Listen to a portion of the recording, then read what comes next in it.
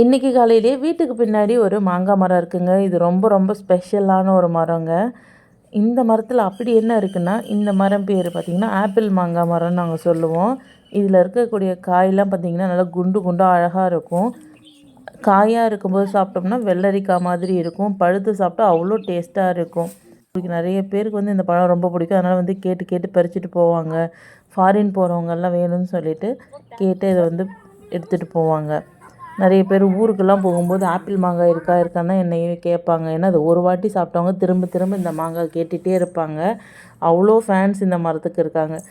எங்கள் வீட்டுக்காருக்கு எனக்கும் சண்டை வர்றது ஒரே ஒரு காரணம் என்ன, இந்த மரத்தை வெட்டுறேன்னு சொன்னால் போதும். இந்த மாதிரி ஒரு மரத்தை உண்டு பண்ணிவிட்டு வெட்டுங்கன்னு தான் நான் சொல்லுவேன். இந்த தோட்டத்தில் வந்து நிறைய தென்னை மரம், மாமரம், பலாமரம் எல்லாமே இருக்குது.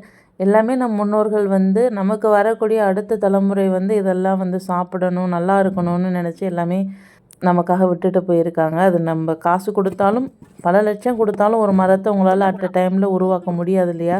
1 மணி நேரத்தில் உங்களால் இந்த மரத்தை உருவாக்க முடியாது இல்லையா? அதனால் மரம் வெட்டுறதுக்கு நான் கடுமையாக வந்து சண்டை போடுவேன். எந்த மரத்தை வெட்டுறதா இருந்தாலும்.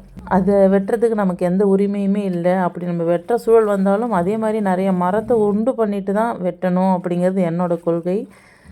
இப்போ பார்த்திங்கன்னா இந்த நம்ம அறுத்தோல்ல அந்த மாங்காய் எல்லாமே எடுத்து வந்து பார்க்கவே எவ்வளோ சூப்பராக இருக்குது பாருங்கள். இப்போ வெறும் வாயிலேயே நான் வந்து காயவே சாப்பிட்றேன். ரொம்ப சூப்பராக இருக்கும். கொஞ்சம் கூட புளிப்பே இருக்காது. நெக்ஸ்ட் வீடியோவில் பார்க்கலாம். தேங்க்யூ.